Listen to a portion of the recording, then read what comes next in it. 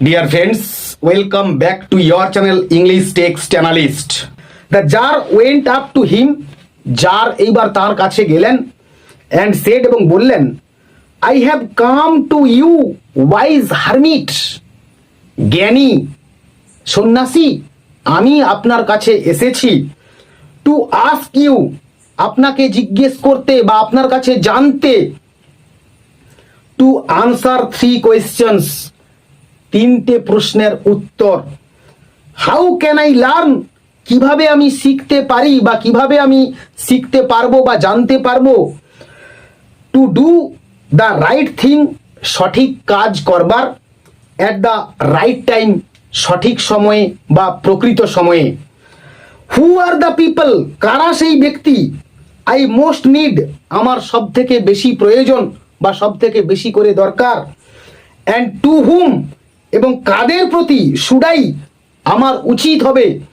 Therefore, অতএব, pay মোর attention, অনেক বেশি মনোনিবেশ করা বা মনোযোগ দেওয়া। দেন টু দ্য রেস্ট, বাকিদের বা অবশিষ্টদের তুলনায়। And what affairs are the most important, আর কোন সেই কাজগুলো হলো সব থেকে বেশি প্রয়োজনীয় বা গুরুত্বপূর্ণ বা দরকারি। And need my first attention, এবং কোন বিষয়গুলোর উপর আমার সর্বপ্রথম বা সর্বাগ্রে মনোযোগ দেওয়া উচিত। The hermit listen to the tsar, সন্ন্যাসীটি জারের প্রশ্নগুলো শুনলেন, বাট আনসার নাথিং, কিন্তু কোনো উত্তর দিলেন না। ফরগিভ মি, আমাকে ক্ষমা করুন। সেড দ্য বিয়ার্ডেড ম্যান, বললেন ওই দাড়িওয়ালা ব্যক্তিটি। ইন এ উইক ভয়েস, একটা দুর্বল কণ্ঠস্বরে বা নিম্ন স্বরে বা নিচু গলায়। হোয়েন হি স দ্যাট, আর যখন সে দেখলো যে, the tsar was awake, tsar জেগেছিলেন। And was looking at him, এবং তার দিকে তাকিয়েছিলেন। I do not know you, আমি তোমাকে তো চিনি না। And have nothing to forgive you for, এবং আর তাই ক্ষমা করবার তো কোনো ব্যাপার বা কোনো কারণই হতে পারে না। সেড দ্য জার, বললেন জার।